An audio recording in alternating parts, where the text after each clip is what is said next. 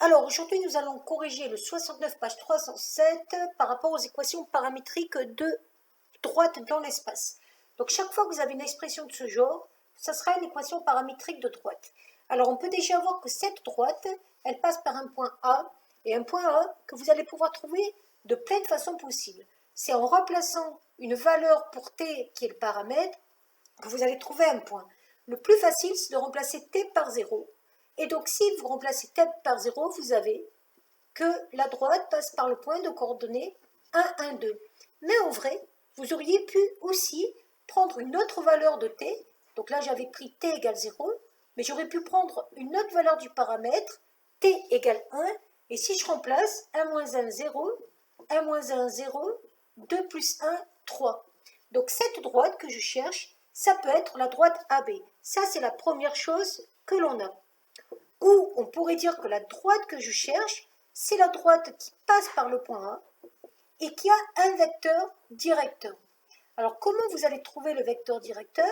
De la façon la plus simple, vous allez regarder le paramètre t et vous allez regarder quelles sont les valeurs qui sont devant le paramètre t. Donc si je regarde bien, ici devant t il y a moins 1.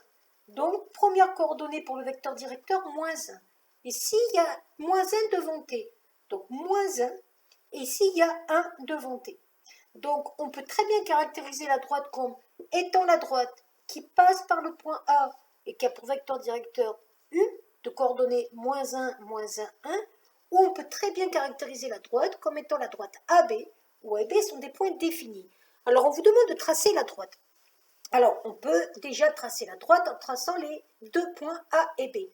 Donc le point coordonné 1, 1, 2, ça veut dire qu'en partant de l'origine, je vais d'abord me déplacer de 1 sur les X, puis de 1 sur les Y, puis de 2 sur les Z.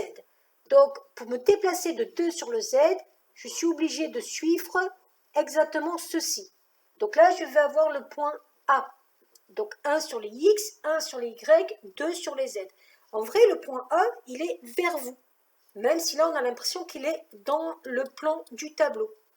Ensuite, donc là, j'ai fait 1, 1 et 2 vers les Z. Donc faisons attention au sens. Le point B, 0, 0, 3.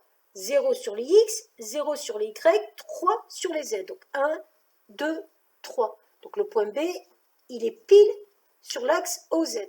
Et après, vous avez juste à tracer la droite AB.